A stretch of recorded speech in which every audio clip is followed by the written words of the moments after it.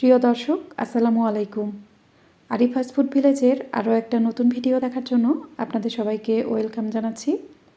আজ আমি আপনাদের খুবই সুস্বাদু গাজরের কেক তৈরি করে দেখাবো। আজ আমি 3টা ডিম ও 3 কাপ ময়দা দিয়ে প্রায় 2 পাউন্ড ওজনের কেক তৈরি করব। আজকের এই রেসিপিতে আমি 2টা কেক তৈরি করব। একটা কেক তৈরি করব চুলায়, অন্যটা তৈরি করব ওভেনে। চুলায় তৈরি করার ফলেও এই গাজরের কেকের কালার হবে একদম ওভেনের তৈরি কেকের মতোই। চুলায় তৈরি করা এই গাজরের কেক ওভেনের তৈরি কেকের থেকেও অনেক বেশি সুন্দর হবে এবং খেতেও অনেক মজার হবে। আশা করছি আজকের রেসিপি আপনাদের সবার কাছে ভালো লাগবে। চলুন দেখে নেওয়া যাক খুবই সুস্বাদু এবং স্বাস্থ্যসম্মত এই গাজরের কেক তৈরি করতে আমাদের এখানে কি কি উপকরণ লাগছে। গাজরের কেক তৈরি করার জন্য আমাদের প্রথমেই লাগবে গাজর। আমি এখানে 4টি মাঝারি সাইজের গাজর নিয়েছি। গাজরগুলো যদি খুব বেশি বড় হয় তাহলে আপনারা এখানে 3টি গাজর নেবেন, আর যদি কিছুটা ছোট হয় তাহলে 5টি গাজর নেবেন। আমি এখানে মাঝারি সাইজের 4টি গাজর নিয়েছি। এবার আমি এই গাজরগুলোর খোসা ছাড়িয়ে এরকম গোল চাক করে কেটে নিব। এবার একটা ব্লেন্ডার জাগে আমি কেটে নেওয়া গাজরগুলো নিয়ে নিব। একটা বাটিতে আমি 3টা ডিম ভেঙে নিয়েছি। ডিমগুলো অবশ্যই রুম টেম্পারেচারে থাকতে হবে। ফ্রিজে ডিম থাকলে 1 ঘন্টা আগে ডিমগুলো ফ্রিজ থেকে বের করে রাখতে হবে। ডিমগুলো আমি এই ব্লেন্ডার জাগে দিয়ে দিব। এরপর আমি এখানে দিয়ে দিব 1 কাপ পরিমাণ লিকুইড দুধ। দুধটা অবশ্যই নর্মাল তাপমাত্রায় থাকতে হবে। এরপর আমি এখানে দিয়ে দিব 1 কাপ পরিমাণ সয়াবিন তেল। এবার আমি এখানে দিয়ে দিব স্বাদ মতো চিনি। আমি এখানে 1 কাপের থেকে একটু বেশি পরিমাণ চিনি দিয়ে দিলাম। আপনারা অবশ্যই এখানে চিনিটা নিজেদের টেস্ট অনুযায়ী দিয়ে দিবেন। এবার আমি এই ব্লেন্ডারের জাগটা ঢাকনা দিয়ে ঢেকে দিব এবং এটা ব্লেন্ড করে নিব 1 মিনিটের মতো। সব কিছুই আমি ব্লেন্ড করে নিয়েছি। এখন আমি এই মিশ্রণটা একটা স্ট্রেনারে ছেঁকে নিব। এই মিশ্রণটা অবশ্যই খুব ভালোভাবে ছেঁকে নিতে হবে। আমি অবশিষ্ট মিশ্রণটুকু ছেঁকে নিব। ভালোভাবে ছেঁকে নেওয়ার পর আমি বাটিটা এক পাশে রেখে দিব। এরপর আমি একটা বাটিতে নিয়ে নিব 3 কাপ পরিমাণ ময়দা। এরপর এখানে দিয়ে দিব 1 টেবিল চামচ পরিমাণ বেকিং পাউডার। এখানে অবশ্যই 1 টেবিল চামচ পরিমাণ বেকিং পাউডার নিতে হবে। এই মিশ্রণটা আমি খুব ভালোভাবে মিশিয়ে নেব। এরপর একটা স্ট্রেনারে আমি অল্প অল্প করে ময়দা নিয়ে এই শুকনো উপাদানগুলো চেলে নিব। কিছুটা ময়দা চেলে নেওয়ার পর আমি খুবই আলতো হাতে এটা মিশিয়ে নেব। অবশ্যই খুবই আলতো হাতে একদিকে ঘুরিয়ে ঘুরিয়ে মেশাতে হবে। এরপর আমি বাকি ময়দাটুকু চেলে নিব। এভাবে আমি ময়দা চেলে নিব এবং খুবই আলতো হাতে একদিকে ঘুরিয়ে ঘুরিয়ে মিশিয়ে নেব। আমি সম্পূর্ণ ময়দায় বেটারের সাথে খুব ভালোভাবে মিশিয়ে নিয়েছি। এবার আমি একটা 8 ইঞ্চি কেক মোল্ড নিয়েছি। এই মোল্ডে আমি খুব ভালোভাবে তেল ব্রাশ করে নিব। ভালোভাবে তেল ব্রাশ করে নেওয়ার পর আমি এখানে একটা নর্মাল কাগজ কেটে নিয়েছি। কাগজটা আমি এখানে দিয়ে দিব। কাগজের উপরেও আমি তেল ব্রাশ করে নিব। এরপর আমি এখানে কেকের বেটার ঢেলে দিব। দেখুন এখানে কিন্তু আরও অনেকটাই বেটার আছে। আজকের এই বেটার দিয়ে আমি 2টা কেক তৈরি করব। একটা কেক আমি ওভেনে তৈরি করব, আরেকটা কেক আমি চুলায় তৈরি করব।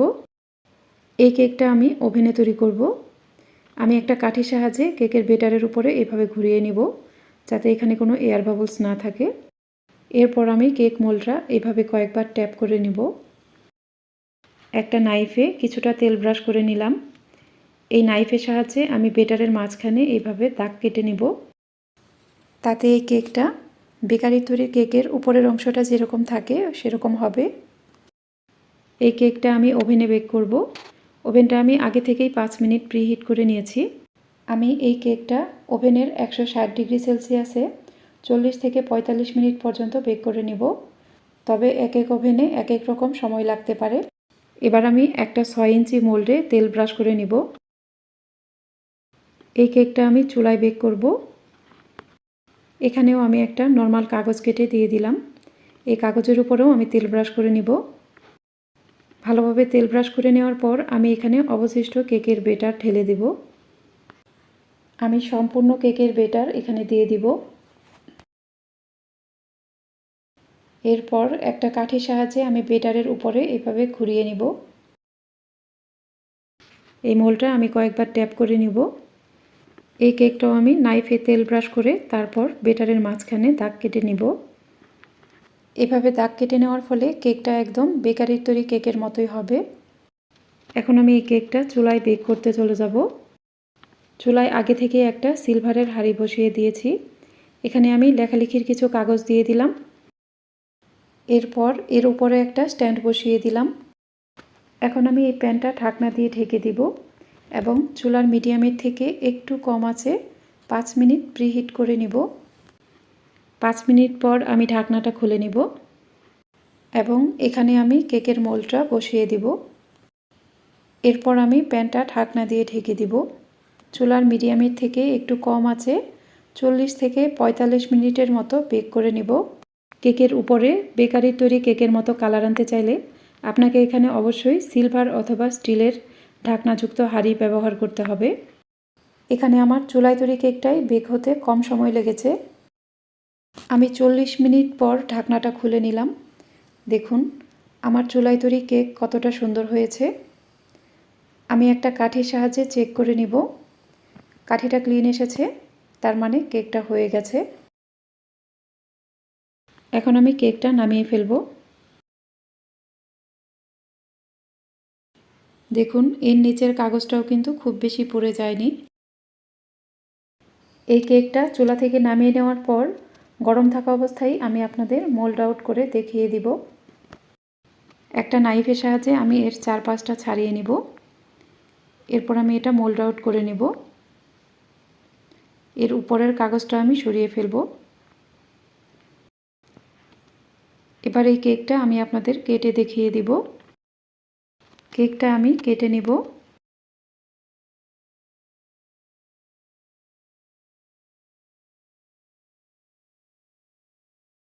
আমি একটা কেকের পিস আপনাদের দেখিয়ে দিচ্ছি। দেখুন কেকটা কতটা নরম তুলতুলে হয়েছে। যাদের কাছে ওভেন নেই তারা খুব সহজেই এই কেকটি চুলায় তৈরি করে নিতে পারবেন। এবার আমি ওভেনের তৈরি কেকটি আপনাদের দেখিয়ে দিচ্ছি। এই কেকটিও আমি গরম থাকা অবস্থায় মোল্ড আউট করে নিব। একটা নাইফের সাহায্যে আমি এর চারপাশটা ছাড়িয়ে নিলাম। এরপর আমি এটা মোল্ড আউট করে নিচ্ছি। এর উপরের কাগজটাও আমি সরিয়ে নেব।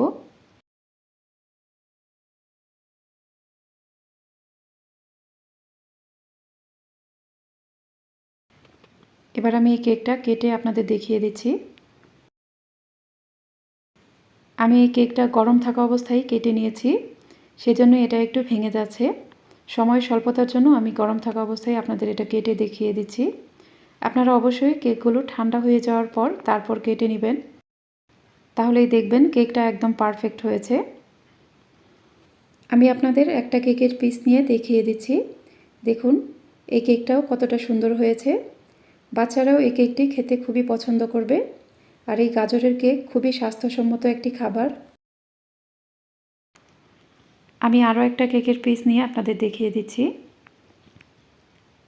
দেখুন কেকটা কতটা নরম তুলতুলে হয়েছে। আপনাদের সুবিধার্থে আমি চুলা ও ওভেন দুইভাবেই কেকটা তৈরি করে দেখিয়েছি। আশা করছি আমার আজকের এই সহজ ও মজাদার স্বাস্থ্যসম্মত গাজরের কেকের রেসিপিটিও আপনাদের সবার কাছে খুবই ভালো লেগেছে। যদি ভালো লাগে তাহলে অবশ্যই আমার চ্যানেলটি সাবস্ক্রাইব করে পাশে থাকা বেল আইকনটি প্রেস করে দিবেন। আর যারা এই ভিডিওটি ফেসবুক থেকে দেখছেন তারা আমার পেজটিকে লাইক ও ফলো দিয়ে রাখবেন। আজ এ পর্যন্তই। এরপর আবারও হাজির হব নতুন কোনো রেসিপি নিয়ে। সে পর্যন্ত সবাই ভালো থাকবেন। আল্লাহ হাফেজ।